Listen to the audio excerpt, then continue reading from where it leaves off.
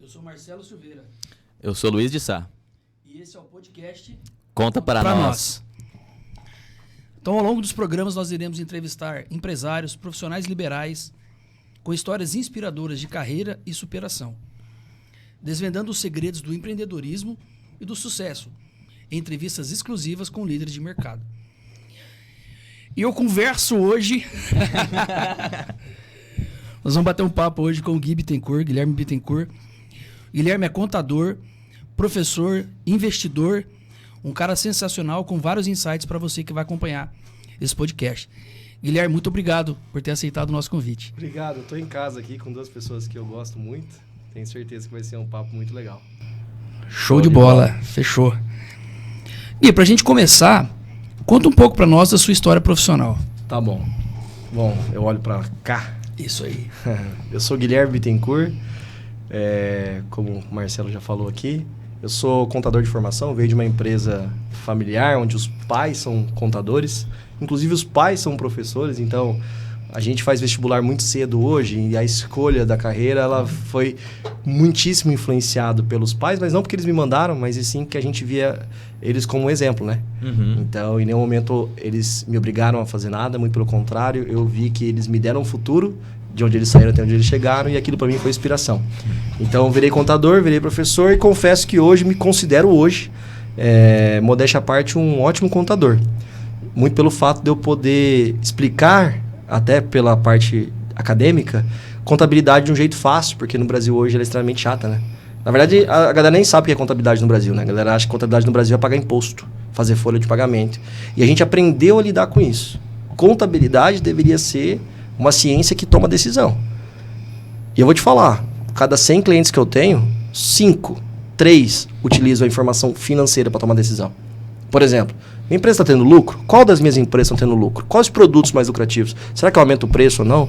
Por que minha despesa de marketing subiu, mas minha receita não subiu imediatamente? Cadê meu lucro? Você falou que deu lucro, mas onde está o dinheiro? O dinheiro foi reinvestido? O dinheiro está a receber? As pessoas não usam isso. As pessoas me procuram para calcular imposto. As pessoas me procuram para calcular folha de pagamento. Principalmente imposto. Porque o Brasil é um país extremamente caro. A gente trabalha em torno de 40% do nosso tempo para pagar imposto. Quando você entende um pouco de empreendedorismo, você precisa lutar contra o seu achismo. Eu quero que as pessoas usem essa contabilidade. E você começa a trabalhar um pouco o mercado. E entendendo que o mercado demanda sobre contabilidade, a gente falou o seguinte, vamos ter algumas contabilidades. Vamos ter uma contabilidade para quem quer informação e vamos ter uma outra para quem quer imposto. Então é por isso que hoje a gente tem 3 negócios relacionados à contabilidade para cada persona, para cada público. E a gente fez isso desde sempre? Não, isso é super recente. Depois que a gente amadureceu um pouco, apanhou bastante. Então, essa é um pouco da minha história relacionada à parte contábil. Falando de trajetória em si, eu me formei muito cedo. Uhum. Me formei na UEL, aqui em Londrina, com 20 anos de idade. Eu entrei com 17, terminei ali. Logo quando eu terminei, fiz aniversário de 20 anos. Colei grau no comecinho do ano seguinte. Aí acho que, se não falar mal, eu tinha feito 21 já. Fiz aquele discurso lá no Moringão para 5 mil pessoas, suava frio. Sabe quando você vai na academia e tem uma reunião ponterna depois? Eu fiz a arte de fazer isso. Tinha ido treinar, coloquei uma beca num calor de 40 graus. Eu ficava suando, não sabia se era de nervosismo ou se era do organismo. Mas Deus é muito bom. Porque a frase que na época ele me deu a construir para fazer o discurso era mais ou menos o seguinte. A gente tinha 20 anos, né? 20 e poucos anos se formando. Qual que é o nosso papel agora na sociedade? E eu veio uma frase que hoje carrego comigo, que é de transformar a vida das pessoas. Mas a gente não precisa transformar igual o Elon Musk, a gente não precisa transformar igual o Steve Jobs, a gente pode tentar. Só que se você transforma a vida de uma pessoa, cara, uma pessoa, se transforma profissionalmente, pessoalmente, financeiramente a vida de uma, você já está fazendo o seu papel. Pega você, transforma de 2, Marcelo, transforma de 4, eu transformo de 1. Olha o tanto de movimento que a gente faz. E hoje eu consigo transformar a vida de mais 70 e provavelmente já passou dentro dos nossos negócios mais de 200 pessoas. Não tem problema nenhum de falar que entraram e saíram, mas a maioria que entrou e trabalhou certinho saiu para melhor. Então, essa é um pouco da nossa história. A Fortecom Familiar tem 30 anos de escritório. Forte Mobile, que é a que eu estou carregando aqui, é uma spin-off, que nós vamos falar dela. Isso aí. Que na semana passada recebeu um prêmio. A plateia pode falar aí no fundo. Top 10 Paraná. Sebrae do Estado selecionou a gente como uma das 10 empresas top 10 promissoras do Estado do Paraná. Não foi eu que dei o selo, não foi você que deu o selo, foi uma das maiores instituições, que é o Sebrae Paraná, olhou para a Forte Mobile e falou o seguinte, essa empresa aqui é promissora. E aí dentro de uma jornada a gente recebeu agora o selo de Top 10 Paraná. Pô, parabéns. Show de bola. Agora tem que entregar a altura. E aproveitando, pegando o gancho, né, a gente queria agradecer o nosso patrocinador, a Handkiss, né, que é uma das nossas patrocinadoras. Agradecer também a Preserve, né, que trabalha com medicina do trabalho e a parte ambiental de preservação. E pegando o gancho, Gui, a gente sabe que a Forte Mobile, principalmente, trabalha muito com o pessoal do nosso ramo, né? Os corretores de imóveis. Sim. Fala um pouquinho pra galera, você que está precisando de um contador, pode contar com o Gui aí. Fala um pouquinho desse trabalho para nós. Bom, não só corretores, mas profissionais ali que vivem no dia a dia vendendo, sendo tudo um pouco do seu negócio, a contabilidade ela não pode ser um peso. A contabilidade ela tem que ser a coisa mais fácil do mundo. E entendendo isso, a gente desenvolveu uma solução, e é muito difícil desenvolver uma solução facilitada, onde a gente deixa a contabilidade do cliente 100% regular com apenas 4 ou 5 funções. A gente não quer que um corretor de imóveis fique se preocupando com burocracias. Então, como é que você vai fazer? Você vai emitir sua nota. No mês seguinte, a gente vai te mandar os seus impostos com a menor carga tributária possível. E caso você não pague ou tenha algum contratempo, a gente tem um time que te dá suporte a regularizações, como, por exemplo, parcelamento. E tudo isso por meio de um aplicativo ou sistema web. E aí a gente conseguiu, através da tecnologia, colocar planos a partir de R$ 99,00. Como que a gente consegue fazer isso? Não fazendo contabilidade? Não. É porque o nosso processo interno, ele atua em lote nas operações. Então, por exemplo, imagina que eu tenho lá 100 corretores de imóveis, 1.000 corretores de imóveis. Todos eles emitem um código fiscal parecido, ou igual, obviamente, por cidade. Então, a gente parametrizou a tecnologia para fazer uma conferência, depois uma auditoria nas apurações fiscais que até então os modelos de contabilidade tradicionais fazem relativamente manual. E com isso eu consigo triplicar 10 vezes mais, se for o caso, dependendo da atividade, o processo de produção e sobra mais tempo para eu dar suporte e atendimento. Então a gente não cobra R$ 99,00 porque o robô faz tudo. Porque a parte que é repetitiva e processual a gente colocou tecnologia e sobra tempo para atendimento. Acho que você é cliente nosso, tem uma experiência boa lá ou não? Com toda certeza. A gente te ajudou? Ô, louco. Pode falar as coisas ruins, não tem problema não. Você pega ali a parte dos aplicativos, tanto você pega seu notebook, na palma da mão do celular, você baixa o app. Se você precisa de uma nota fiscal, você só faz o cadastro lá por exemplo, nós somos corretores. Todas as construtoras passamos todas as informações para a Forte Mobile, ela computa tudo. Depois eu só clico lá, emitir nota fiscal, daí os códigos, clico lá, já aparece o valor, já passa esse boleto para a construtora, daí no mesmo dia já é pago. Então, tipo assim, tudo é registrado. Então, quero saber quais são as minhas despesas. Tá tudo lá com... Até os gráficos, né? Uhum. Você vê os gráficos de acompanhamento de despesa, de receita, quanto que eu faturei naquele mês, tal. Daí, todo o começo do ano a gente tem o de imóvel, então a gente precisa estar acompanhando e tendo essas declarações do imóvel. Então, a gente passa toda a relação dos nossos clientes, dos imóveis que a gente vendeu. E isso daí tem todo controlado. Então, se você pegar isso de uma forma que não é otimizada dentro de um aplicativo, você acaba tendo essa dificuldade. Porque você não entende, mas se você tem um layout todo intuitivo, você clica ali, clica lá, todos os lugares, você não tem dificuldade, uma facilidade. E na correria do dia a dia, que a gente é muito corrido, se eu mandar uma mensagem lá, já aparece todas as informações, contábil, financeiro, já entra logo em seguida alguém para esclarecer as dúvidas, já tira. Porque a gente não tem tempo de ficar no telefone. Sim. A todo momento da hora. Eu costumo falar o seguinte, né? Quando a gente vai dar uma palestra, alguma coisa sobre contabilidade, e é verdade isso que eu falo, eu olho para as pessoas e falo o seguinte: você gosta de perder tempo com contabilidade? Mesmo eu sendo contador, eu também não gosto de perder tempo com contabilidade. Então, a Forte Mobile, ela vem para isso. Ela vem para você não perder tempo, a gente não perder tempo. E com esse tempo, você gera receita, você gera venda. A gente consegue ter tempo para te dar suporte. E confesso que essa foi minha dor. De muito tempo, com o crescimento, não ter tempo para dar o suporte. Ficar trabalhando, calculando guia. E guia, ela vai uma vez no dia, no mês, para o cliente pagar e só. Isso não é contabilidade. Então, a proposta da Forte Mobile é: simplifica o processo, dá uma contabilidade segura e acessível e, se possível, na palma da mão, porque isso aqui está em qualquer lugar. Você está na praia, você pode emitir nota fiscal. Você está viajando, você tem os documentos da sua empresa para você falar para o seu gerente do banco: está aqui o contrato social atualizado. Você precisa de uma declaração de faturamento? Pode pedir por aqui que daqui a pouquinho já está na tua mão. E os gráficos que você mesmo falou, sabia que foi você que fez? Foi você que fez. Porque a partir do momento que você emitiu sua nota por lá, atualizou. A partir do momento que você lançou as despesas para mandar para a contabilidade, você já alimentou. Então, você não precisa entender de fluxo de caixa para você gerar. De forma intuitiva, e é um exemplo aqui, você gerou seu próprio fluxo de caixa. Então, isso que é o interessante. A tecnologia, ela explode informações. Isso é fantástico. É igual quando a gente vai sair de casa e o iPhone avisa, falta 15 minutos para você chegar lá. Eu acho isso fantástico, o poder da tecnologia. E você citou um negócio chamado de MOB, né? Que eu acho que é super importante, que eu acho que boa parte do público é de corretor. Muita gente não sabe, mas eu peguei uma colinha aqui atualizada. A gente fez um trabalho uma vez com uma grande empresa que tem um sistema para corretores, para imobiliárias, e eles me pediram um trabalho. Eu levantei os valores das multas que a Receita Federal cobra para DIMOB. É impressionante o valor que a Receita Federal cobra dos corretores a multa pela falta de entrega da DIMOB ou erro da DIMOB. E eu vou falar aqui o valor. A multa, ela pode chegar a R$5.000 por mês de atraso, ou até 5% do valor de uma transação não declarada. Por exemplo, eu sei que você está vendendo uma casa de 14 milhões. Certo. 5% disso? 700 e pouquinhos mil, né? 750 mil? Você imagina você tomar uma multa. É claro que a multa soa abusiva, mas por causa de uma linha declarada numa declaração. Então, se você ainda não tem uma contabilidade que entende de MOB, a gente está propondo uma aqui acessível. E tem várias boas, tá? Não é só a gente, não. Mas tem que tomar cuidado com as penalidades. A Receita Federal, ela é muito complicada. Uma outra coisa que vai todo dia pra gente. Muita gente não sabe, mas a Receita Federal está cobrando multa de contribuinte com empresa parada. Como que ela faz isso? Ela não te fala nada.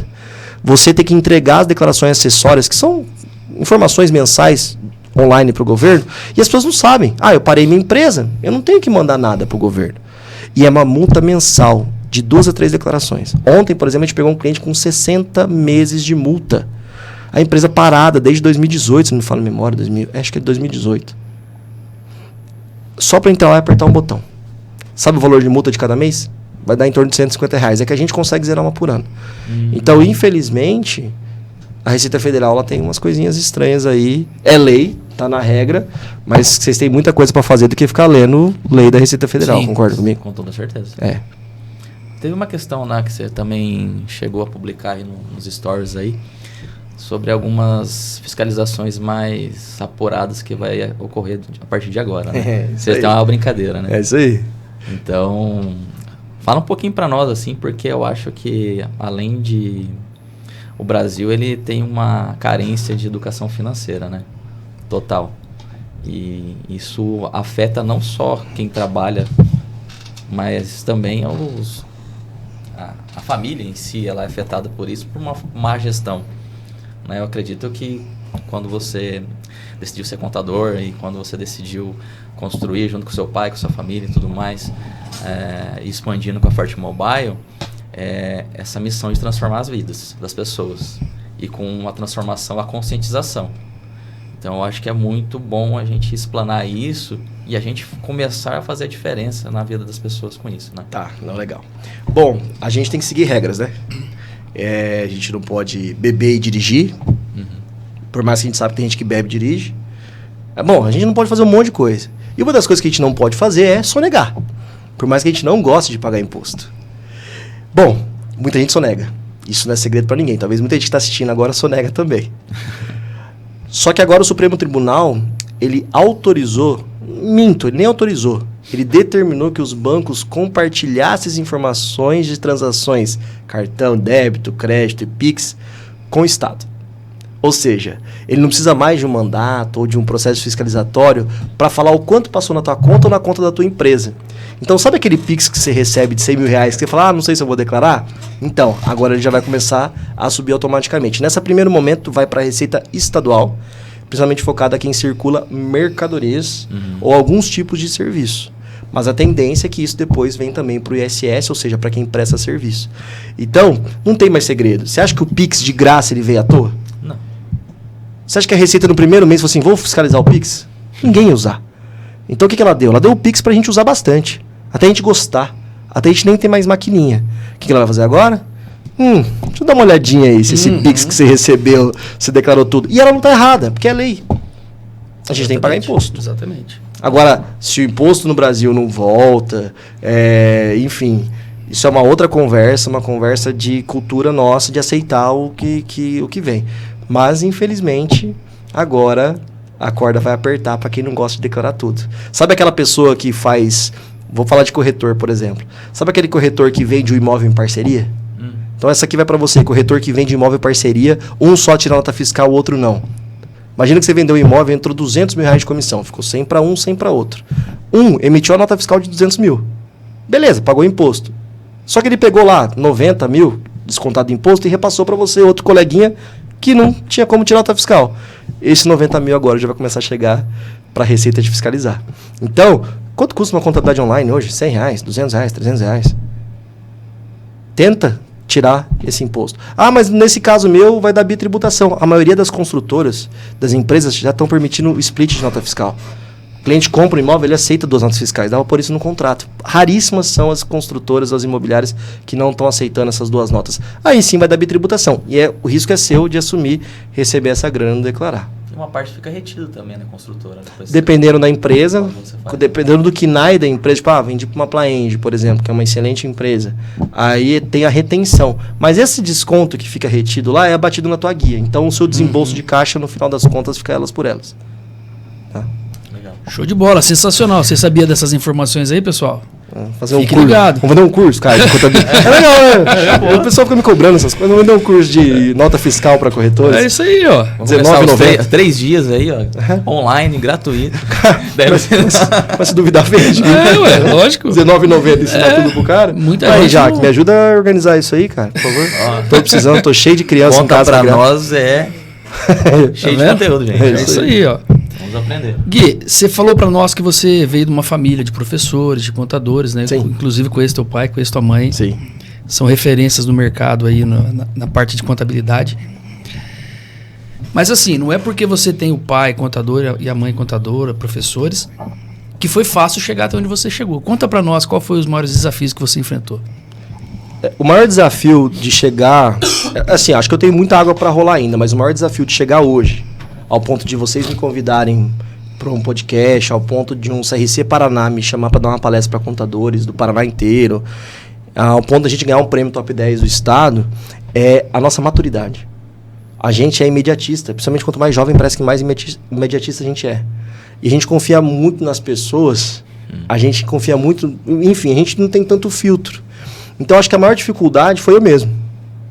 De, às vezes, não ter tido paciência, de ter focado. A missão era atravessar o lago. Atravessa o lago, cara. Para de ficar dando volta. Não desfoca. Mais saber o que você faz é saber o que você não vai fazer. E a gente desfoca demais. Então, eu acho que o desafio maior foi eu. Primeiro. Foi a minha pessoa. Agora, para a gente poder crescer, tem até uma frase que fala que... Deixa eu lembrar, acho que sozinho você vai mais rápido, mas em equipe ou juntos nós vamos mais longe, né? Isso é muito uma verdade. Por quê? Porque se eu caminho como contador sozinho, eu acho que eu vou mais rápido mesmo. As minhas decisões, os meus erros, meus acertos e tal. Mas eu tenho um limite. Eu tenho uma carga horária limitante. Quantos de vocês eu vou conseguir atender sozinho? Bem limitado. Bem limitado. Agora, com uma equipe boa, a gente vai mais longe. É claro que tem muita gente que trabalha comigo que não tem a capacidade técnica que eu tenho. Normal. Eu tenho quase 20 anos de carreira. Comecei com 17. Tem gente que começou comigo faz 1 ano. Só que se você quiser centralizar tudo nas tuas costas, você não vai dar conta de escalar o teu negócio. Então, hoje, eu tenho na minha cabeça o seguinte, que para poder chegar onde eu quero chegar, que é transformar a vida de mais gente, eu vou ter que confiar em pessoas, e eu vou ter que dar missões a pessoas que não têm a capacidade tão grande quanto a minha, e saber fazer filtro. Do que eu posso passar para uma pessoa que está iniciando, do que eu não posso passar. Por exemplo, se eu tenho uma maior conta do meu escritório hoje, que o cliente que precisa de uma demanda muito específica, eu vou ter que atender aquela. Agora, se eu tenho uma demanda sua, que acabou de chegar comigo, já te atendi no começo, mas é do dia a dia, eu preciso confiar no meu time, e eles talvez não vão atender igual eu. Mas eu não vou dar conta de atender 300, 400 pessoas. Então, são escolhas. Ah, mas o contador lá, ele mesmo que atende. Então, é o modelo de negócio dele. Então, é um desafio isso, psicologicamente falando, assim. Só que sempre quando eu penso nisso, eu lembro de uma vez que eu escutei, assim, metros de mim, o presidente da Latam falando. Ele virou pra gente e falou o seguinte: quem sou eu para dar conselho para vocês? Você quer uma empresa que tem mais processo e reclame aqui que a minha? Foi o cara da Latam que falou para mim. Só que se eu não soubesse conviver com problemas, eu não era presidente de uma das maiores empresas da América Latina, que é a Latam. E aí eu fico com aquilo na minha cabeça, né? Pô, Eu prefiro ter 100% de uma empresa pequena que não tem problema nenhum, que todo mundo vê como excelência e que me sobra ali 50 pau por mês, ou eu prefiro ter 30% de uma empresa como a Latam, por exemplo, que seja 10% de uma empresa como a Latam, que me dê uma condição de vida legal de 300, 500, 1 milhão de reais por mês que seja, e junto comigo eu carrego um monte de gente que tem condição de comprar casa, carro, viajar para o mundo. Meu tá na segunda opção. E quanto maior a empresa, mais problema ela tem. E o problema do empreendedor é desistir quando dá o primeiro problema. Quanto maior a empresa, mais problema ela tem. E o problema do empreendedor é desistir quando dá o primeiro. Não pode desistir. Começa a olhar pro lado. E se você não se sente confiança, faz o seguinte. Começa a marcar um café com os caras que você acha que é referência e não chega lá elogiando o seu serviço, não. Fala dos seus problemas. Não tenha vergonha de falar. Porque você vai pegar um cara que tem 10, 20, 30 anos de estrada a mais que você, que vai falar pra você como que ele resolveu. Isso não tem livro que fala, cara. Então o que eu faço hoje? Se você me chamar pra tomar um café, eu vou entender o máximo o que você faz, pra ver o que você é melhor que eu, e vou perguntar como que você resolveu aquelas coisas. Eu não vou ficar vendendo Forte Mobile. Isso aí meu marketing já faz, sacou? E isso tem me ajudado muito, cara. Tem me trazido maturidade e equilíbrio emocional para poder aceitar a dor do crescimento. Então você pegou vários chapéus que você tinha, que estava tudo na sua cabeça, e você delegou tudo isso para as pessoas. E eu perdi cliente, tá? Perdeu? Que queria falar só comigo. Sim. Perdi. É que o pessoal daquela época, tipo assim, os mais antigos e tudo mais, gosta de tratar pessoalmente, diretamente com a pessoa e faz parte. Mas faz parte. Netflix é uma empresa pequena? Não. É fantástica? E você consegue ligar pro dono e falar, não tô achando o filme aqui da Mary Morrow. Você consegue? Não consegue. Então você tem que, se você não fizer analogia e tentar ter equilíbrio, você vai mudar na primeira reclamação. Quantos milhões de pessoas que tem no mundo todo? É isso aí. Tem várias. A gente vai conseguir agradar todo mundo? Não vai. Não vai. Mas cada empresa ela tem a sua cultura. E modelo de negócio. E modelo de negócio. E essa cultura, esse modelo de negócio, ela vai impactar tanto no quem está dentro, trabalhando junto, porque se você não está defendendo a mesma cultura, a mesma missão, os mesmos valores, você está em desarmonia com a própria empresa que você quis trabalhar. Sim. Se propôs a trabalhar. Então, como é que você vai crescer e se desenvolver, né? Então, essa cultura de trabalho, essa cultura de desenvolvimento, eu acho que ela é muito importante. E as pessoas aderirem a essa cultura. Então, quer dizer o quê? Se alguém olha para a Forte Mobile e vê a missão dela, os valores dela, algo disruptivo, fácil, otimizado, né? Tá na palma da minha mão e eu tenho um atendimento legal, é uma cultura que eu me interessei e me encaixo. Mas pode ser que eu também não me encaixo, mas isso aí também está tudo bem. Mas vamos fazer uma pergunta, então. Como é que é essa questão da cultura, né, da Forte Mobile, as missões, os valores dela, e como isso tem ajudado e contribuído para os resultados hoje com a Forte Mobile e passando essa missão de transformar a vida das pessoas através do teu trabalho com isso, e o que os clientes enxergam, né, a Forte Mobile como um prestador de serviço. Legal. Então vamos lá. Eu gosto muito de analogia, né? Então, imagina um restaurante pequeno que servia ali os seus 50 clientes de sexta e sábado com um bistrozinho que todo mundo amava. Aí chega o filho do dono e fala, pai, vamos crescer esse negócio? E o moleque, ele chega com vontade. Ele cresce pra semana que vem. Só comprou as mesas, mas não aumentou o garçom, mas não treinou equipe. Essa é a dor do crescimento e esse é um problema de uma startup, o crescimento acelerado. Só que tem estudos que demonstram que muitas startups preferem ter o crescimento acelerado e ter o churn aceitável. O churn é o cancelamento de assinantes, enfim. Porque esse é o propósito de testar rápido. E na mobile ela não é diferente. Então a gente cresce acelerado e olhando bastante agora para os dados para saber onde a gente tem que azeitar. Ou seja, o Marlon aqui de Londrina sempre fala, antes feito que perfeito, né? Então a gente vai tocando barco, a gente vai acelerando o negócio. Então, assim, você falou de cultura, né? Cultura. E aí vem uma frase que o Fernando Rocha, que é nosso sócio de tecnologia, uma vez, a gente estava procurando frase, e eu particularmente acho ele um cara visionário, assim. O pessoal costuma brincar que ele é o cara que sabe de tudo, né? Você pergunta qualquer coisa pra ele, sabe por que o avião caiu, sabe por que a pipa subiu, enfim. E aí, buscando frases, essas coisas. Tanto que o nome Forte Mobile veio, a gente é uma spin-off da Fortecom, então até nisso eu não consegui ser tão criativo assim. A gente tinha a missão de simplificar. E a gente tem uma frase hoje na parede, ela nunca mais vai sair de lá, que chama Make It Simple. Que basicamente vamos fazer isso ficar fácil. E quando a gente tá dentro daquele furacão do dia a dia crescendo, precisando fazer um negócio aqui, outro lá, e a gente vê, pô, calma aí. Olha pra parede. Isso aqui que a gente tá falando pode facilitar pra gente, mas facilita pro cliente.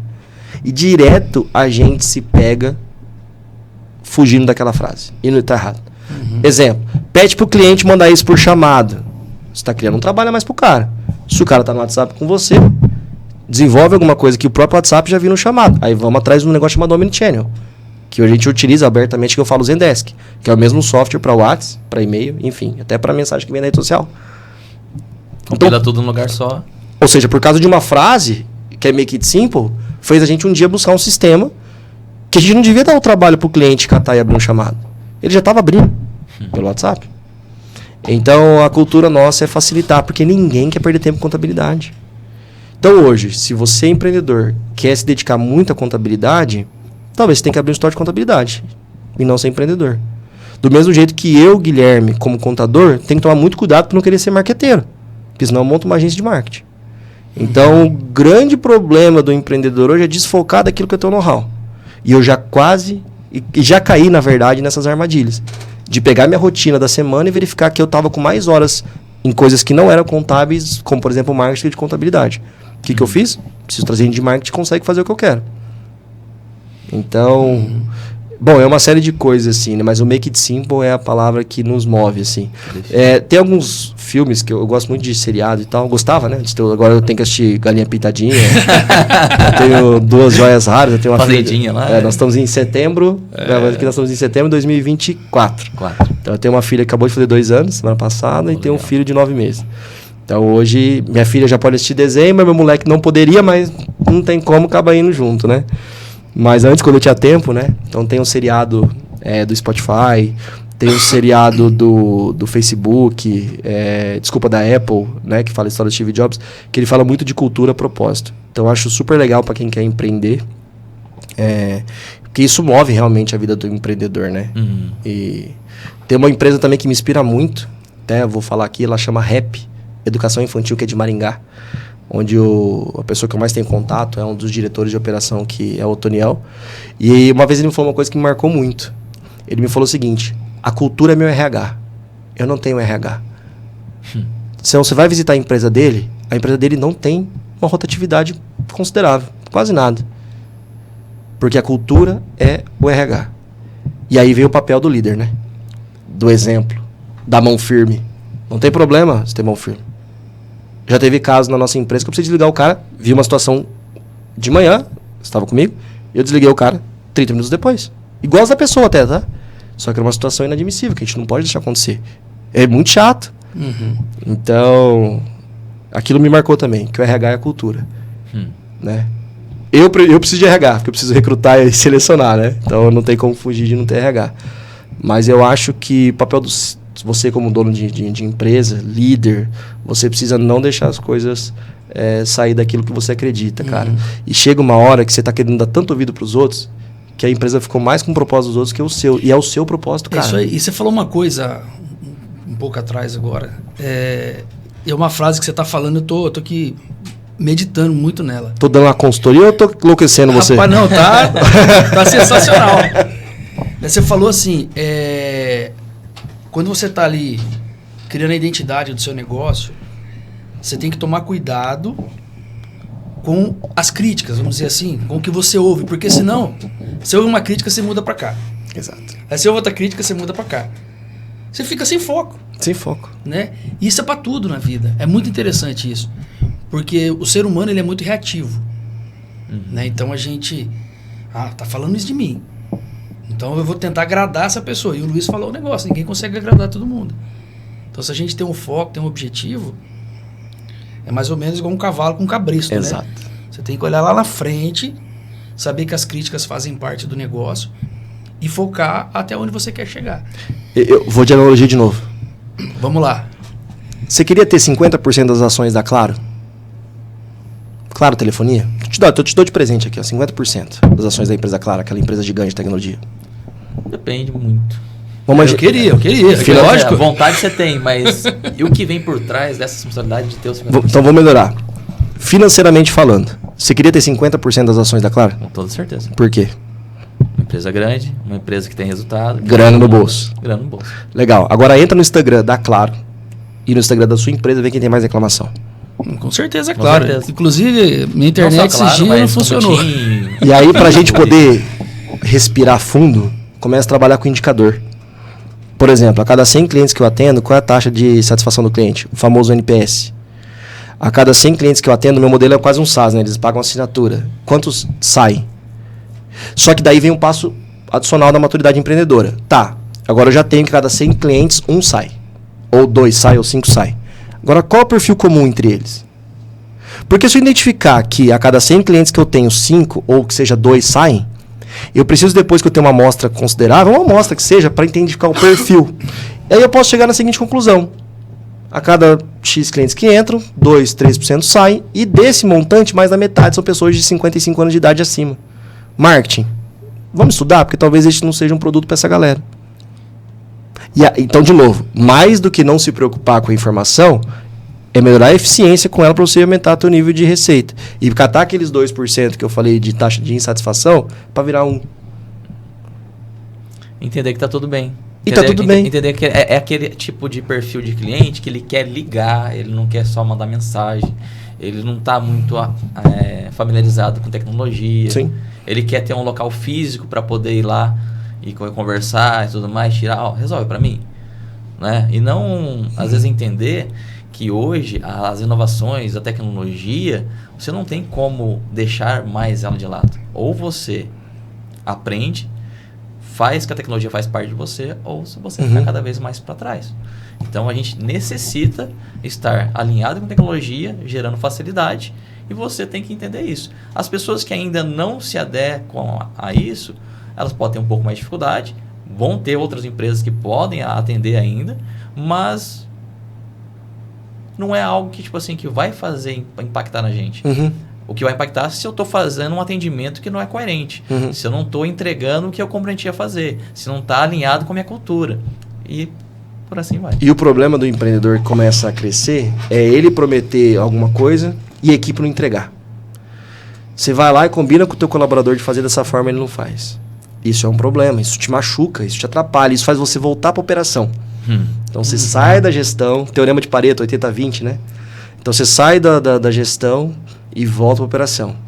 Não tem problema, você vai resolver aquela situação. Mas quanto mais operacional você ficar, menos estratégico você vai conseguir ser. E tudo bem, você vai manter aquele nível de cliente satisfeito, só que te trava o crescimento. Então, hoje, eu acho que o maior desafio de um empreendedor que quer trabalhar com escala são pessoas. Saber lidar com pessoas, saber se tem que contratar rápido ou devagar, se tem que demitir rápido ou devagar, saber de cultura, saber de modelo de negócio atrelado a pessoas também. Então, porque senão, cara, a chance de você voltar para a operação é rapidinho. Então, na minha visão, o maior desafio hoje que a gente tem para empreendedor é saber lidar com pessoas. E o processo, ele é importante, então? Pessoas, processo e tecnologia, né? Acho que são os 3 pilares aí que fazem uma empresa crescer. Só que tem um livro que fala, tem um livro muito legal, chama Empresas Feitas para Vencer. Se não me fala a memória, é do Jim Collins. E esse livro é um livro que traz dados, não é um livro da cabeça só do autor, que é um autor fantástico, de como empresas que se destacaram muito mais do que as demais. E o primeiro ponto é pessoas. E ele cita o exemplo de um campeonato. Não tem como a gente sair aqui do interior do Paraná, de Londrina, e disputar uma final de campeonato em Curitiba sem goleiro reserva. A chance de dar um problema é grande. Ou chegar lá para disputar a final de campeonato e tá sem atacante. A gente sabe que a gente vai ter que mudar a estratégia. Então, por que você tem esse tipo de empresa que não tem um atacante? Até que hora você vai ficar dependendo, não buscando um? Ah, mas eu não acho. Beleza, você vai fazer para ter então? Você vai viver 50 anos sem atacante? Sendo a empresa que menos faz gol? Qualquer problema que tiver na zaga, você vai perder todo o jogo, vai ser rebaixado. Ele faz muita analogia nesse livro. Isso serve para a empresa. Então vamos imaginar que na tua imobiliária você está com um problema de SDR, que é um cara que faz filtro, né? Então os caras vão lá, vai ter um lançamento da PlaEngine, enfim, o cara se cadastra, E o SDR não sabe tratar esse interessado. Se o cara quer um apartamento de 200 metros quadrados, o cara quer um apartamento de 80 metros quadrados. Nem sei se a Planejante tem isso, acho que não. Mas enfim, se 90 tiver... e pouco. 90 e pouco. 90 e poucos, fechou. E aí ele começa a tratar errado o lead. Ele não te dá o cliente na nano já para você poder atender. Então até que hora você não vai pegar e fazer um processo para tratar esses clientes? Ou falar para o marketing direcionar para esse público aqui. Então, empresas feitas para vencer, elas precisam entender que sempre começa com pessoas, mas processos e tecnologia são fundamentais. Porque quanto mais processo e tecnologia você tiver, menos você depende das pessoas, que hoje é um desafio. Por exemplo, tem uma pessoa que está assistindo aqui hoje que ela é um talento. E não adianta eu ficar pagando 3, 4, 5 mil reais para ela até ela ter 30, 40 anos de idade, porque uma hora não vai satisfazer ela. Então, o que eu preciso fazer para manter uma pessoa igual essa comigo 10, 15 anos? Virar minha sócia? Aí já que vai subir o salário, viu? Hã? Proposta ao vivo, hein? Ó, tá gravado. Não, mas você pode... Essa parte você pode digitar, ela tá na experiência.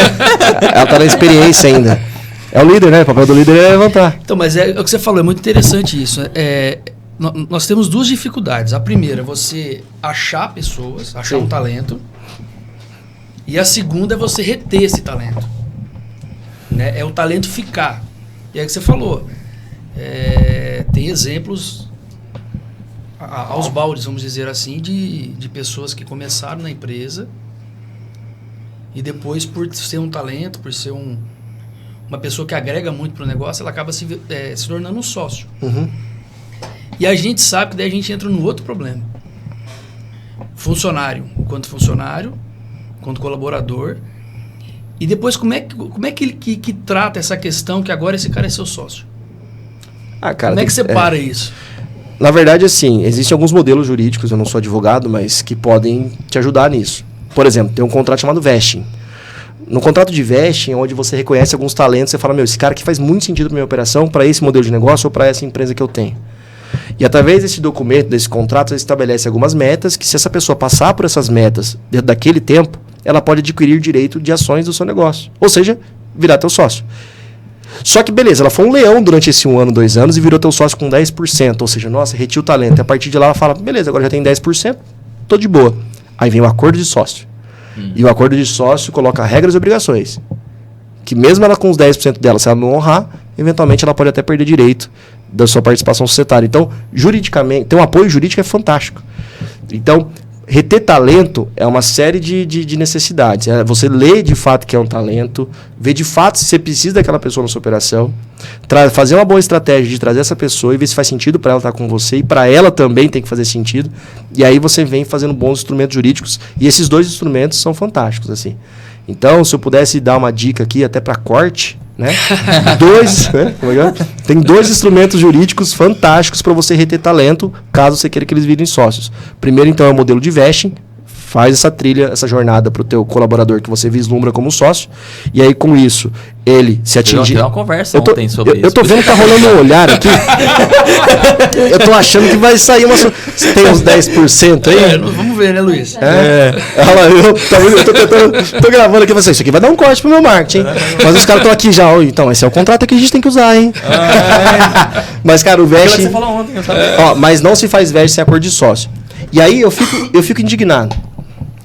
Por exemplo, vocês não são família. Não. Vocês se respeitam, são colegas, enfim e tal. Mas, e hoje está tudo bem. E aí, como vocês têm uma empresa sem acordo de sócio? Não, porque a gente desconfia. Esquece isso. Faz contrato como se fosse inimigo para continuar sendo amigo. Olha só. Imagina que a empresa de vocês, exploda não, né? Exploda. Poxa. Ainda bem que eu não dou aula de português. Corta. Eu vou até deixar isso aqui para ficar pretinho a imagem. Então, como eu estava dizendo, faz contrato como se fosse inimigo para continuar sendo amigo. Então, imagina que a empresa de vocês decole, certo? Cresça demais. Amém. E, enfim, a empresa chega lá no patamar de VGV, enfim, faturando uma porrada. E aí, Deus me livre, acontece algum acidente com um de vocês e um de vocês vem a faltar. Os 2 são casados. Dependendo, vocês foram casados depois que a sociedade existia. Dependendo do regime, tua esposa, por exemplo, vai ter direito de herdar participação societária. Até aí, não é dos grandes problemas. Para mim já é. Porque o que ela entende de imóveis, que é o teu ramo? 0. Se você coloca isso em acordo de sócio, você coloca até cláusulas onde, se um dos 2 vier a faltar, a família não vai ficar desamparada. A esposa, os filhos vão receber. E aí você coloca até as metodologias de cálculo de quanto vão receber, de que forma vão receber, sem quebrar o negócio. Porque senão sua esposa chega e fala assim, não quero nem saber. Se a empresa vale muito, eu quero agora o meu dinheiro, ou ela vai querer virar CEO do negócio, ela vai acabar com a empresa. Assim, um caso hipotético que eu estou dizendo aqui para vocês. Sim. Então, eu acho absurdo. Tem empresa que não tem acordo de sócio. Outro tipo de empresa que não tem acordo de sócio e tem tendência de ter problema, são onde as empresas que estão indo para a segunda geração.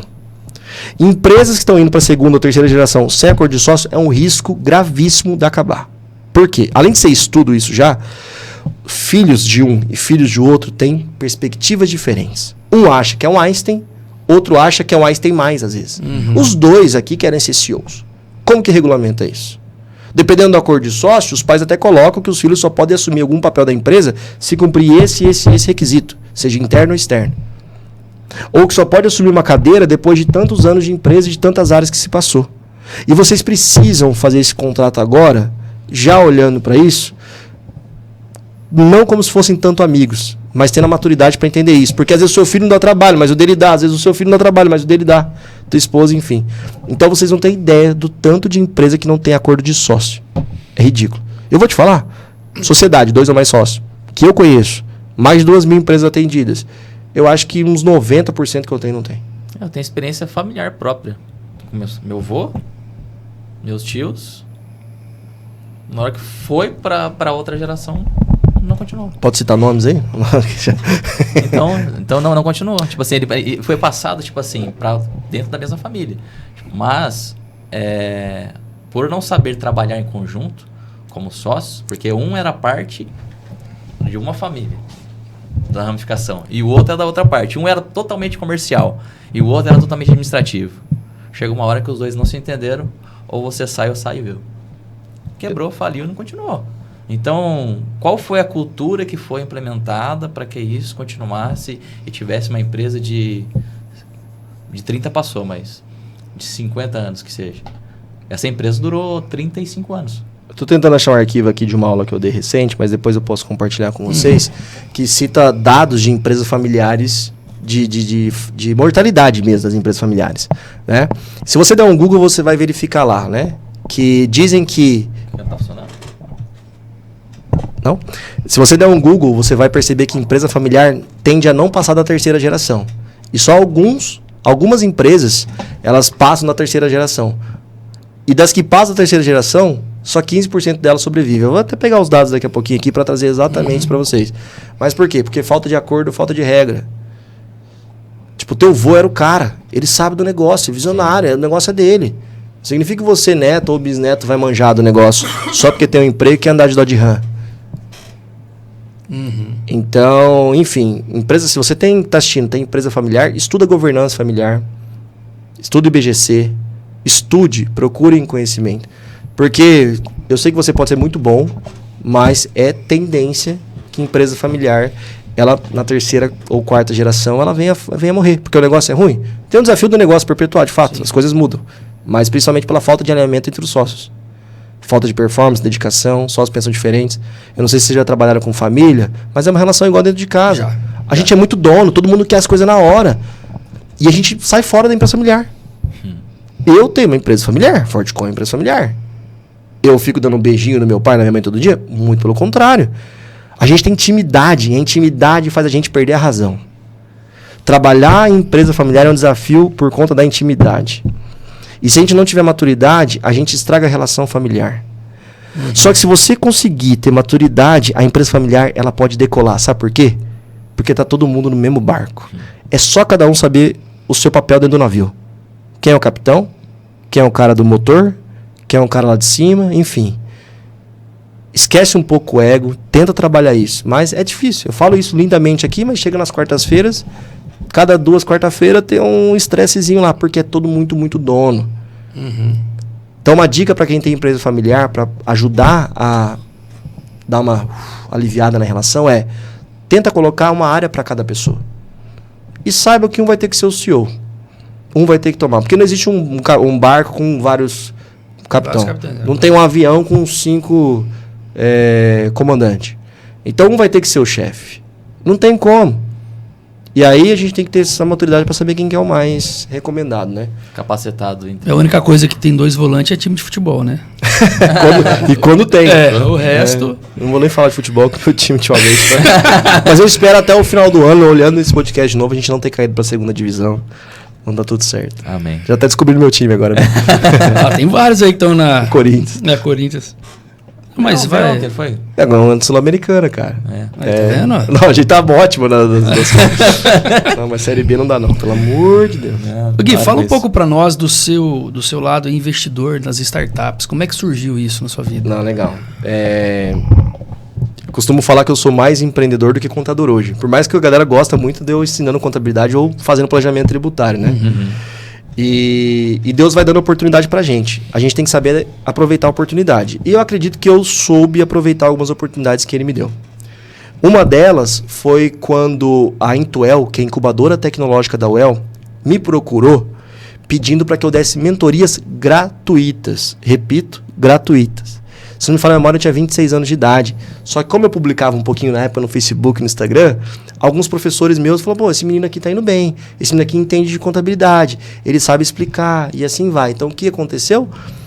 Me convidaram para ser um consultor contábil na Intuel, de forma gratuita, e eu fui me envolver com startups. Me envolvendo com startups, que era um mar novo, eu precisava me virar nos 30 para saber o seguinte, como que eu pego um alvará para uma empresa de um KNAI que não existe? KNAI é um código que tem dentro do CNPJ Sim. que traduz a atividade. Por exemplo, hoje, o Uber, iFood, é uma empresa de intermediação de negócio. Mas lá atrás, ninguém sabia. Nossa, mas é um restaurante? Não, não é um restaurante. Ele liga restaurante a pessoas. Como que classifica isso? Então, o meu desafio foi enquadrar tudo isso de uma forma segura. Inclusive, como eu fazia isso de uma forma segura? Eu mandava e-mail para a entidade nacional que classifica. Eu não posso colocar meu cliente no risco com o meu achismo. Eu achei o e-mail desse KNAI, desse Concla, mandava e-mail, oi, tem um cliente a fazer isso e isso, qual é o KNAI? Porque se um dia desse um pau na Receita, eu falo, Receita, tudo bem, podemos mudar daqui para frente, mas para trás foi vocês que me recomendaram. Então, com essas minhas atividades, minha forma de trabalhar, eu fui ganhando bastante confiança e ganhando uma visibilidade lá dentro da Intuel, mesmo o escritório nosso já sendo um escritório conhecido. E aí, com isso, um fundo de investimento chamado Smart Value Investment entrou em contato comigo, também alguns deles já me conheciam como contador, falou o seguinte, a gente dá bastante mentoria para startup que a gente investe. E eu estou precisando de um braço contábil, porque um dos sócios está com uma demanda muito grande nas consultorias e está faltando braço financeiro e contábil. Você não quer ser investidor? Você vai entrar com dinheiro, só que também você tem que ser participativo. E lembra do meu propósito de transformar a vida de pessoas? E aí eu virei para o meu sócio e falei assim, vamos entrar? A gente topou entrar, virei investidor. E a partir dali eu comecei a pegar aquilo que eu atendia na Intuel. Aí na época eu já tinha dado consultoria no TFPR, Hot Milk e tal. Então o meu escritório já tinha sido listado na Associação Brasileira de Startups como uma das 4 do Sul recomendadas para dar mentoria. Então já tinha rolado uns 2 anos de água aí. Tudo começou no Pro Bono. E aí eu entrei como investidor, coloquei um dinheiro. Só que entrando como investidor, a cadeira virou outra. Porque eu era o cara que sabia fazer as informações, não o cara que tomava a decisão de colocar grana. Eu fazia as informações com eles para os investidores analisarem. Então eu comecei a ver o outro lado da cadeira. O mais legal de tudo foi que eu comecei a conviver com pessoas com 10, 15, 20 anos mais velha que eu, que já tinha estrada, e eu ficava naquela mesa e falava, o que eu tô fazendo com esses caras aqui? Cara com 2.000 funcionários. Eu com meus 50 ali, beleza, tava top, mas o que eu tô fazendo aqui? E o mais legal, quando eu abri a boca, eles gostavam. Pô, o moleque é bom. E aí você vai ganhando confiança. Você também vai tomando as borrachadas. Você também vai vendo como empreendedor não tem tempo para aprender. Por exemplo, não existe reunião sem pauta. Reunião sem pauta vira conversa. Isso aí. Reunião sem ata não vai funcionar para a próxima semana. E eu comecei a pegar todas as boas práticas deles e, além de eu virar investidor, trazer para a minha vida, para o meu negócio. E aí, avançando um pouco sendo investidor com eles, acertando e errando, cara, para mim, mais do que investir, foi uma escola pessoal. A Smart Value Investment foi onde aqueles empreendedores que estão lá me ensinaram como empreendedor mesmo. E participando de pitches, né, que são as análises das startups para a gente poder investir, eu comecei a entender os critérios, não só do nosso fundo, mas de fundos muito maiores, de interesse para os caras poderem colocar grana. Aí eu falei, pô, eu tenho um modelo tradicional de contabilidade, já queria montar meu modelo de contabilidade, e eu já sei quais são as teses de investimento. Quais são teses de investimento? São regras. Que um fundo às vezes nem conversa com você. Se chegar para um fundo, por exemplo, a Smart, eu tenho uma ideia aqui. Fala, beleza, na hora que você tiver uma ideia que tenha isso, a gente conversa. Nossa, mas que grosso. É tese. combinado entre mais de 10 pessoas para poder investir. Senão um sócio quer uma coisa, o outro vira outra. Semana passada chegou uma empresa super legal para querer investimento. Eu cheguei e falei, gente, foge da nossa tese, eu tô fora, mas se alguém quiser investir no particular, fica à vontade. E não é ser grosso. Antes eu achava que isso era ser grosso. Agora eu já não acho. E aí, com a tese de investimento, eu entendi que a minha startup precisava ter 2 ou mais sócios, sendo um deles de tecnologia. Isso é tese da maioria dos fundos. Que eu precisava faturar nos últimos tantos meses até X mil reais por mês, que meu gráfico de faturamento tinha que apresentar uma linha de crescimento de X%, eu sabia todas as teses de investimento. Então, quando eu montei a Forte Mobile, que demorou, porque eu tratava ela como plano B no começo. Eu ficava na Fortecom, me dedicava 4 horas por semana pro negócio, como que ele ia sair do papel?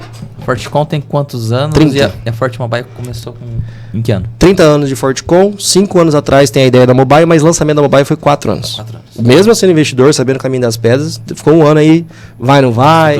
Porque você tá montando um negócio, vem um cliente com uma urgência aqui, você vai fazer o quê? Reforço comportamental, você vai atender quem te paga, isso é psicologia, né? Mas se você ficar tratando o seu negócio como plano B, ou com uma velocidade reduzida, ele sempre vai ser na mesma velocidade. Aí você vai olhar um cara muito menor que você, fala, como que esse cara tá conseguindo decolar? Porque ele tem mais tempo que você. Isso é super normal. É super normal você achar um cara pior que você, menor que você, ganhar de você com um produto novo. Por quê? Porque ele tem tempo. Isso é normal. Você vai começar a ver isso na vida de vocês. Mas voltando aqui para fechar, aí como eu entendi a tese de investimento, eu sabia aí como contar a história, montei o meu negócio. Primeiro ano foi patinando, porque a gente não tinha tempo. No segundo ano a gente falou, ou vai ou racha. Não dá pra perder mais tempo. Até porque os caras já sabiam que eu tinha. Pô, Guilherme, você não é investidor, teu negócio não vai? Então aquela questão da honra também, né? E aí, aí teve algumas questões de clientes muito grandes que me atrapalharam um pouco, assim, que me dava muito trabalho, não conseguia ficar muito em casa e tal. Eu falei, cara, aqui eu vou escalar. Eu vou conseguir ter mais tempo para mim também. E, enfim, vou viver uma vida meio maluca e divertida da startup e tal. Então, criei essas metas, essas trilhas, consegui bater os números. Aí, 2 anos atrás, ou 3 anos atrás, a hora que eu bati esse número, eu falei, agora eu preciso de um investimento. Porque eu não tenho dinheiro? Não era nem por isso. Até dava para vender um carro, alguma coisa, colocar na empresa. Mas eu sabia que uma empresa que vende contabilidade a R$99, será que funciona? Tinha esse preconceito.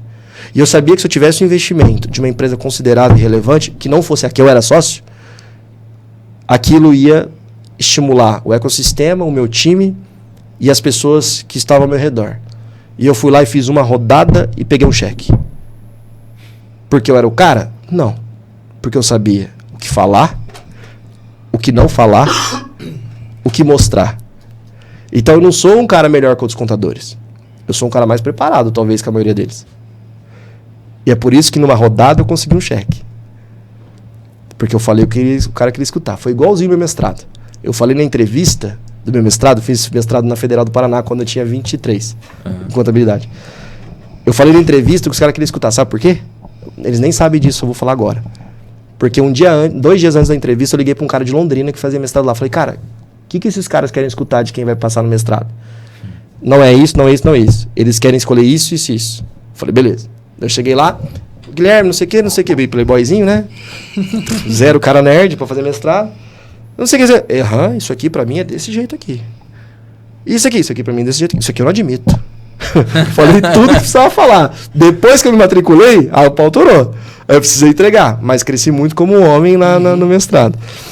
Então, cara, eu acho que é isso. Por exemplo, se tem uma ideia inovadora, você quer saber se um fundo coloca dinheiro em você, primeiro você tem que entender o que esses caras querem escutar. Depois você se vira para entregar. Aí você tem que honrar o dinheiro que você recebeu. Mas não adianta você só sair, tipo, tem uma ideia. Você tem que saber que os caras, pra você não perder seu tempo também. Não se expor. Não queimar cartucho. Então a questão do investidor foi muito legal, voltando atrás, porque traz todo esse storytelling aqui, que daí ela me fez montar o meu negócio, cara. E a minha primeira rodada, se eu falar... Bom, tá no jornal, pesquisa aí, Forte Mobile, rodada de 3 milhões de reais. Acabei de falar o valor. Se eu te falar quanto ela faturava, eu não posso falar aqui porque tem contrato de sigilo. Mas, cara, ridículo. Uma empresa que vende espetinho vende mais que ela. E essa é a loucura do mercado de VC, que a gente fala que é Venture Capital, investimento anjo, enfim. O modelo tradicional, se bem azeitado, com um pouco de tecnologia, roupinha colorida e tal. Usando roxo. Mas com uma boa... Falando em roxo, presta aqui um pouquinho. Vai mudar a cor aqui pra roxo? Vai, tem um negócio. Porque verde é Palmeiras, né? Opa. Aí. Não. Não que tá o seu tá roxo. Não, tava certo agora aquela cor arco-íris ali. Vai ficar assim. Ó, tá funcionando, pelo menos?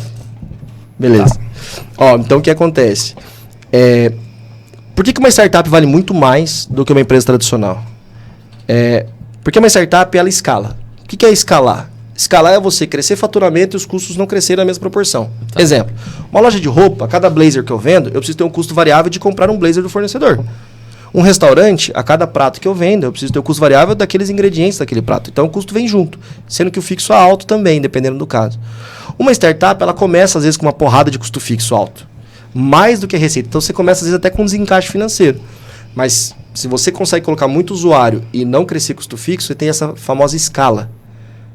E você tem indicadores de renda per capita, por exemplo, que é quanto de dinheiro você faz por cabeça, que vai demonstrando que você está melhorando. Então, o legal de startup hoje é isso, assim, de você fazer mais grana e estabelecer um custo de cada hora vai representando menos. E isso chama a atenção do investidor no futuro, porque maximiza o resultado. E se você tiver um modelo tradicional de negócio, que souber dessa roupagem, criar essa trilha, você consegue ter um valuation 4, 8 vezes maior do que um modelo muito parecido, só que se posiciona como tradicional. Então, hoje a gente teve rodada de mais de 8 dígitos. Nosso valuation hoje, comprovadamente, não posso estar aqui em números, mas comprovadamente com o seu Valdir, enfim, nossa empresa vale mais de 8 dígitos. É só você colocar os dígitos aí, você vai saber o valor. Mas, Guilherme, ela dá muito lucro? Cara, não posso falar essa informação também. Mas pela minha cara você já está vendo. Ela tem um valuation alto para aporte, não estou dizendo para saída, são duas contas diferentes, né? Mas é fantástico, assim, é desafiador, te dá um tesão danado para você poder fazer isso. A grande questão, que para fechar essa parte pô, eu tenho um negócio, eu queria inovar. Se você tratar como plano B, não vai sair do papel. Segundo, nenhum investidor vai falar com você. Você pode até achar um, mas nenhum investidor profissional vai falar com você. Vai colocar dinheiro na empresa sabendo que você está se dedicando parcialmente para esse negócio. A não ser que você seja um talento renomado que todo mundo te conhece. Caso contrário, o investidor ele vai cometer a maior cagada do mundo e colocar dinheiro em você, sabendo que você tem uma outra ocupação principal, você vai se dedicar 10% do seu tempo nisso. Por mais inteligente que você seja. Um cara que tem menos habilidade racional que a sua, com mais tempo dedicado, a tendência é que esse cara dê mais certo. Investidor não investe só no cavalo. Muito pelo contrário, investidor investe no cavaleiro. Porque você, bom cavaleiro, tem o potencial de trocar de cavalo se precisar. Inclusive até de construir um carro se precisar, de pivotar. Então tem umas coisas que você vai aprendendo no dia a dia, assim. E é por isso que hoje, pessoas para mim é o principal pilar das coisas que eu observo. Ao ponto de eu ter me metido em 4 ou 5 negócios novos, 90% por conta de pessoas. Né? Eu não vou saber dizer exatamente qual foi a empresa. Mas teve uma empresa que só praticamente o CEO dessa empresa era o que funcionava. O restante da empresa não funcionava de jeito nenhum. O cara deve estar doente. Ó. Então, não tem vida. O que aconteceu? Quando essa empresa veio a falir e foi comprar, a outra empresa comprou essa empresa, o cara demitiu todo mundo, só que esse CEO ele permaneceu. Porque ele identificou, porque ele tem muita competência, tem muita habilidade e tudo mais, mas o ecossistema, o ambiente, a cultura não estava favorecendo. Toda empresa que é vendida, ou a maioria delas, o CEO e a equipe de liderança acaba ficando, contratualmente falando. Então, se eu vender minha empresa hoje, a tendência é que quem me comprar vai me pedir para eu ficar de 2 a 4 anos nesse negócio. Por quê? Porque eu soube construir até aqui. Eu entendo do perfil do meu cliente. Eu entendo o que deu errado. Então, eu vou pôr o dinheiro no bolso, mas eu preciso trabalhar como talvez um gestor, diretor e o cargo que tiver que me colocar. Então, a tendência é que se eu for comprado hoje, eu deva continuar no meu negócio por necessidade. Mas hoje eu não tenho pretensão. Bom, nunca diga nunca, mas hoje acho que a gente está longe ainda dessa saída. Mas se sua empresa for vendida por um investidor de carreira, eu falo assim, beleza, daqui 2 anos você sai. Por hora me ajuda a construir esse roadmap de crescimento. Porque você é o cavaleiro. Sim. Você sabe para onde vai. Né? Então não faz sentido. Bom, teve um caso agora de uma empresa da nossa região que acabou de declarar RJ, né? Recuperação de justiça. Que não vou citar nomes aqui. Recuperação judicial. Quebrou 10... não vou saber valores, está no jornal. X milhões aí de passivos, né?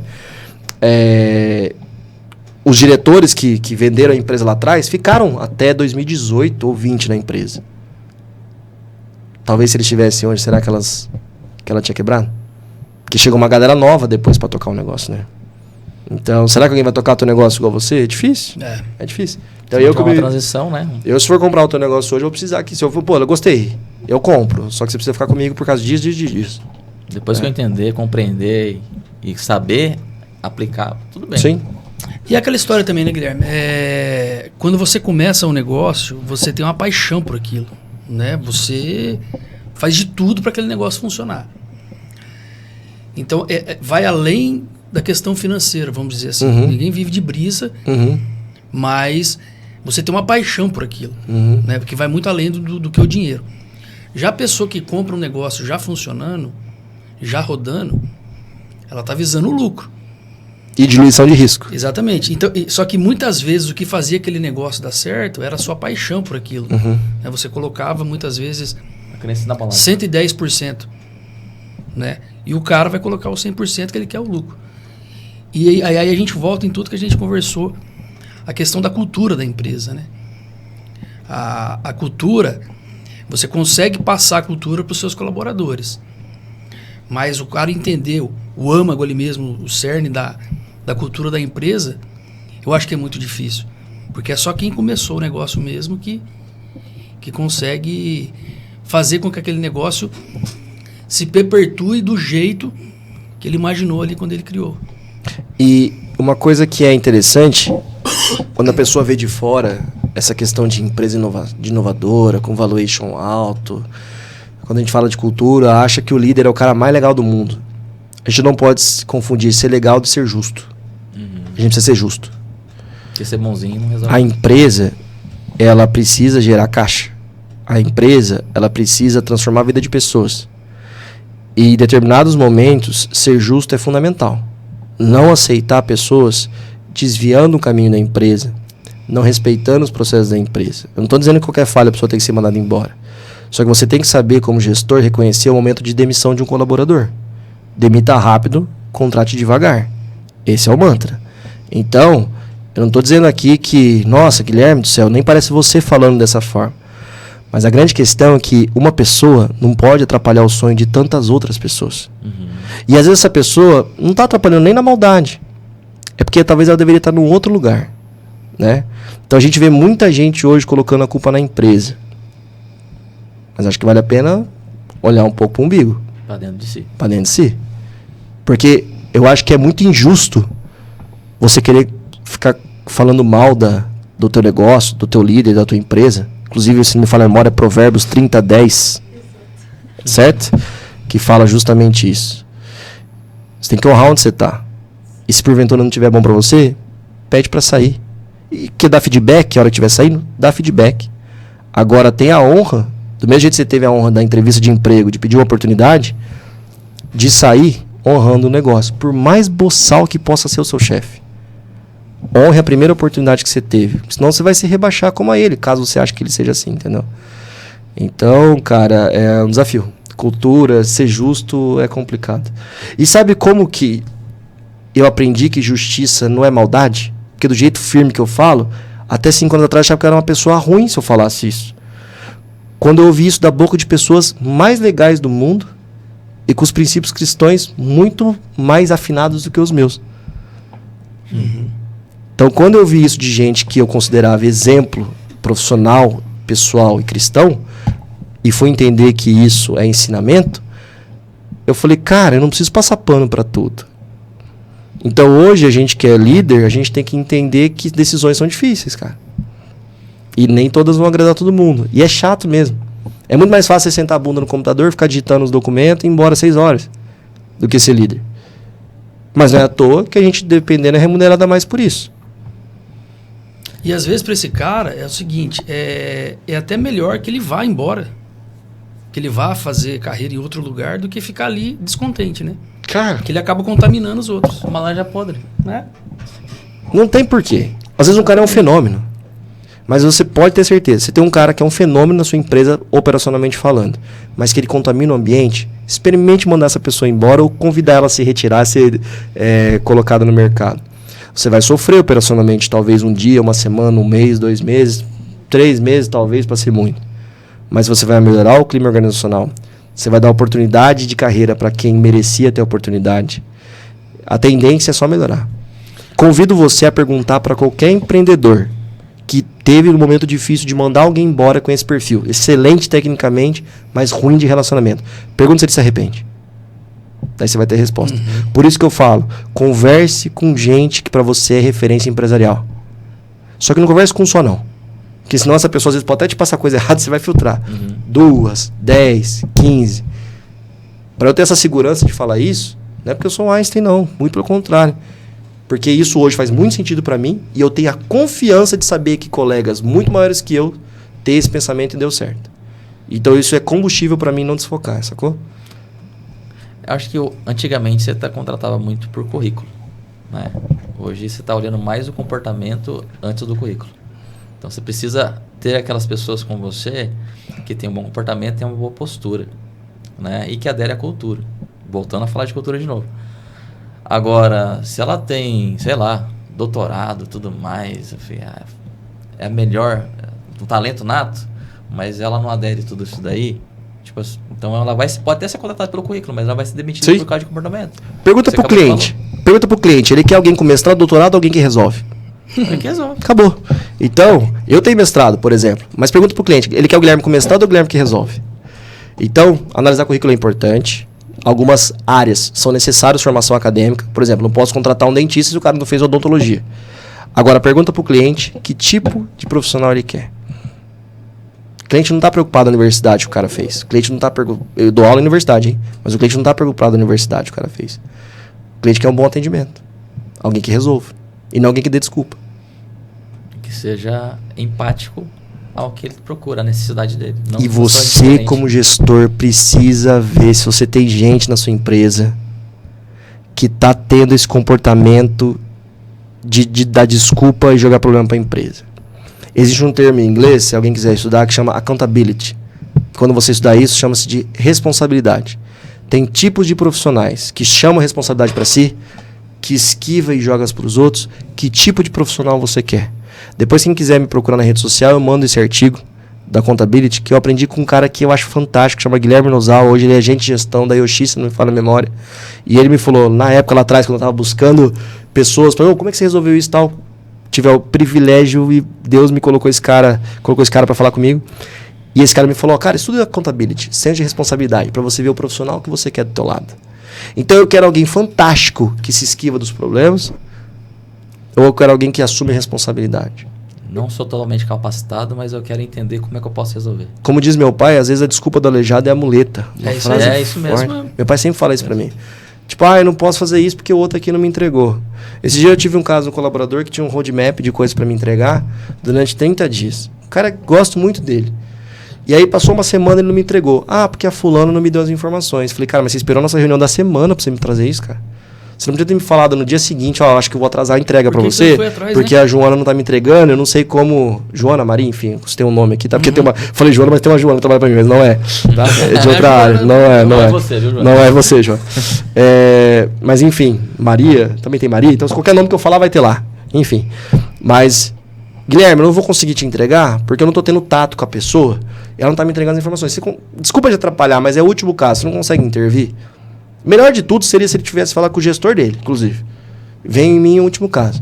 Uma outra coisa que eu sinto muita falta é profissional que chega com um problema e não com opção. Eu não estou pedindo solução, eu estou pedindo opção. Por exemplo, Guilherme, aconteceu esse problema aqui, eu estudei que tem essas 3 formas de resolver. Eu recomendo essa, que o risco é esse, quase zero, custa tanto tempo para resolver, assim é assado. Caso para você fique inviável, tentei listar de 2 a 3 alternativas que eu gostaria de verificar com você. Isso é o que você espera de um colaborador. Sim. Ou de alguém do teu time, sócio, enfim. Não, viu, Guilherme, aconteceu um problema aí, cara, como é que a gente resolve? Então faz o seguinte, dá teu salário aí pra mim. Já que é pra resolver o seu também, vai cruzar e vou cabecear. É feio falar isso, me soa arrogante. Não, mas é isso mesmo, mas é assim que funciona. Mas tá certo. Se você ficar, teu bem mais precioso é tua família. Se as pessoas te roubarem 10, 15, 20 minutos, que seja 5 minutos, cada pessoa te roubar por dia, é tempo do teu filho que você não está tendo. Então, para você que está me escutando aqui e trabalha comigo, se você vê que às vezes eu falo, me dá as opções, não é porque eu não gosto de ajudar, não, é porque eu quero ter tempo com meu filho, cara. 5 minutos com ela, 5 minutos com você, 15 minutos eu te ajudando a fazer o teu trabalho, eu posso admitir 1 semana, 2, 3. Mas se eu admitir isso todo dia, 1 hora, 2 horas por dia, pode chegar a 8 horas por semana. Eu tô perdendo meu sábado com meu filho, porque meu sábado tem que trabalhar daí. Então, toma muito cuidado com 5 minutos aqui, 10 minutos lá. Reunião sem pauta. Quero falar com você sobre o quê? Já tentou resolver com alguém? Isso não é se esquivar. É tempo pra tua família. E eu só fui descobrir isso há 2 anos atrás. A hora que minha primeira nasceu. Porque eu tentei ter a mesma rotina. E faltou tempo pra minha filha no primeiro mês. Eu falei, não tá errado isso aqui. E eu comecei a descobrir que eu tava fazendo serviço dos outros. E não é por maldade dos outros, eu que eduquei desse jeito. Veio falar comigo por tudo. Aquela sensação de posse, que eu quero fazer tudo. Isso tem um termo. O pessoal não vai fazer como eu faço, enfim. Microgerenciamento. Isso é um câncer do empreendedor. Você se cansa querendo resolver tudo, aprovar o toner da impressora que tem que trocar. E você deixa de fazer gestão.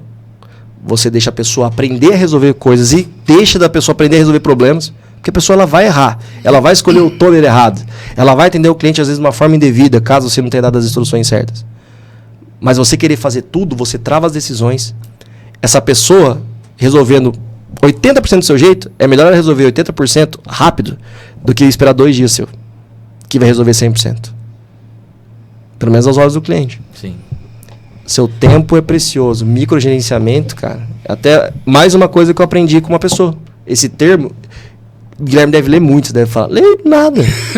Eu leio o e-mail, o WhatsApp. Eu estou cercado de boas pessoas. Exato, cara. Quem me falou isso foi um doutor pela USP que tem várias fazendas e foi agrônomo de empresa grande como a BASF, se não me falo a memória. Que me falou, cara, você está microgerenciando. Eu falei, o que é isso? Porque tem gente que fala, você está microgerenciando. Eu falo, aham, entendi. Eu falo, não, cara, o que é isso? Então não precisa falar que entendeu. É isso aí. O que é isso, cara? Explica pra E como mim. que resolve isso aí? Como que você fazia? Cara, aproveita as pessoas que estão na tua frente, cara. Você não Isso aí. precisa... As pessoas têm vergonha de perguntar, né? Esquece. Então você veio de uma empresa... Pô, eu falo muito, hein, cara? Foi mal. Não, imagina. A gente, infelizmente aqui, a gente entende seu tempo também. E Tá na hora do almoço. a gente está chegando ao final aqui do nosso bate-papo. Passou muito rápido. A gente pode marcar um segundo depois, um terceiro, enfim. Eu ia entrar numa abordagem de... Clube do Vinho. Clube do Vinho. Você se formou, veio de empresa familiar, veio tudo tal, teve reconhecimento. A Forte Mobile teve os seus reconhecimentos também, né? Acho que você teve premiações pela Glória a Deus. startup. Esse ano a gente teve ali no Top 10 Paraná, o maior evento de inovação do Rio de Janeiro chamado Startup Summit. Não? Eu vou ter que cortar isso, porque acabou de me fugir o nome, mas muito... A gente ganhou um prêmio de Startup de Impacto. Startup Impact. É. Não era Startup Summit, não, era outro. Acabou de me fugir o nome. Meus filhos não estão me deixando dormir muito. Mas graças a Deus. A Jaqueline vai achar lá pra você. Ó. Vai. E como chegar e se manter, né? Continuar produzindo, continuar tendo resultados, continuar entregando e com certeza você tem as suas referências, aquilo que te faz... Bom, você tem 2, 3 motivos muito fortes que te faz acordar todos os dias, né? Tá aqui na foto. E fala um pouquinho pra nós aí, não sei se o Marcelo quer complementar alguma coisa. Não, seria aquela pergunta final, né? Do podcast que a gente sempre faz, né? Conta pra nós, quem quer empreender precisa do quê? Você já falou um monte de coisa, mas... Tá bom, resumir agora. É. Então, só pra lembrar, o prêmio foi o Web Summit, tá? O Web Summit, Web Summit do Rio de Janeiro. Lembrado. A gente foi selecionado como Startup Alpha, né? Que são as startups que estão numa jornada do começo mais boa. É um evento internacional e a gente foi selecionado para ir para lá. Então, não é só pagar aí, não, a gente é selecionado. Uhum. E lá dentro, a gente com um produto gratuito para o MEI que a gente tem em Londrina, a gente foi selecionado como startup de impacto, por transformar a vida de pessoas. Quem ia imaginar quando eu fiz o discurso na UEL que eu ia ganhar um prêmio anos depois por isso? Então, enfim, a vida vai levando, né? Pilares. E aí, vamos lá, a pergunta foi sobre o empreendedor, né? Quem quer empreender precisa do quê? Conta pra nós. Tá. Qual que é o... Primeiro tempo. A bala de prata. Não, se você for empreender, vou falar tempo, pessoas, enfim, mas eu vou tentar resumir agora para poder até usar isso aqui no corte. Porque a minha do Marcos tá brigando comigo, não tem corte, que eu Aí, ó. Mas vamos lá, ó. Para empreender, o que você precisa? Primeiro, dedicação, tempo. Quanto mais tempo você se dedicar, mais rápido você vai errar, inclusive, e arrumar. Agora, eu entendo que você tem conta para pagar em casa, que essa sua ideia nova ela vai ter que trabalhar depois das 18, que você tem que trabalhar para pagar leite para seus filhos e não tem problema. Mas saiba que alguém que tiver full time nisso vai estar decolando.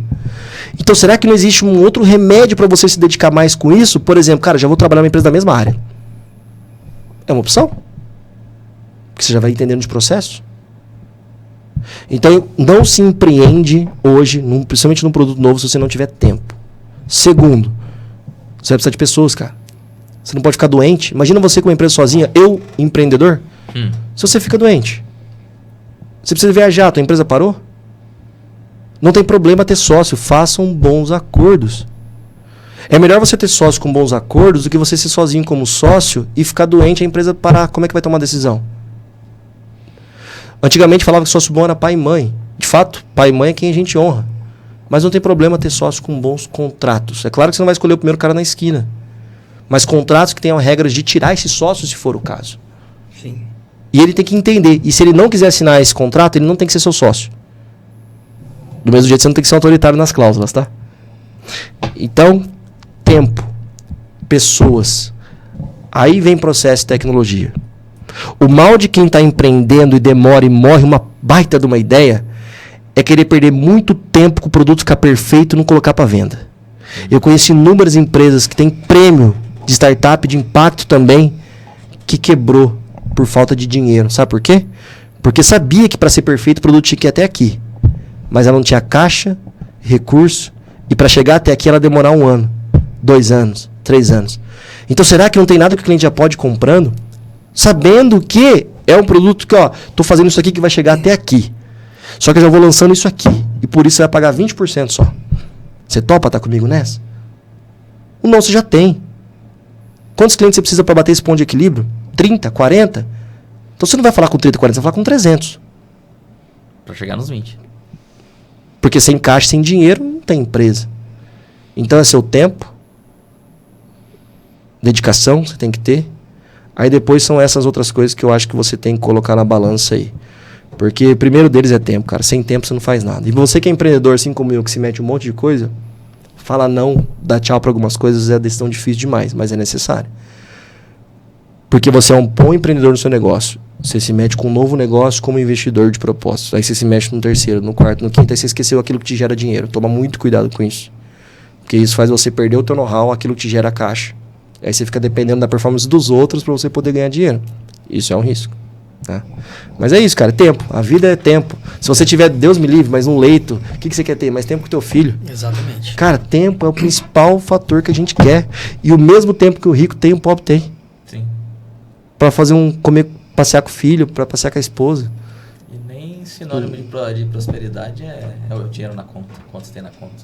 É importante ter grana. Mas não é o... É importante ter segurança. Tem que fazer grana sim. É hipocrisia falar que que é só tempo e dinheiro não importa. Dinheiro importa sim, cara. Você quer levar seus filhos para um colégio bom? Você quer pagar um plano de saúde? Se sua esposa tiver que fazer uma cirurgia, você precisa da grana. Só que você não pode sacrificar teu tempo com a tua família em detrimento a isso. Então você precisa equilibrar, ajusta o teu custo de vida. Né? Exato. Ajusta o teu custo de vida, se for o caso. Mas tem que ganhar grana sim. Senão você não consegue trazer conforto para teus filhos, para tua família. Isso aí. Né?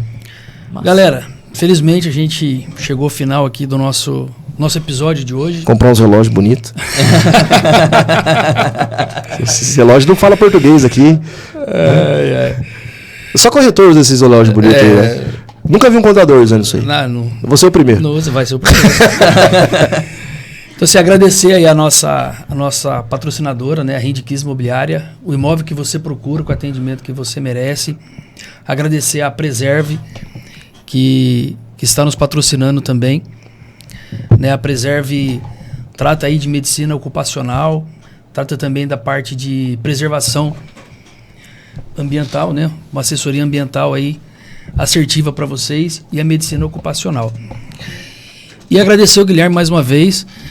Foi uma aula, uma assessoria, não foi um bate-papo. Isso aqui foi...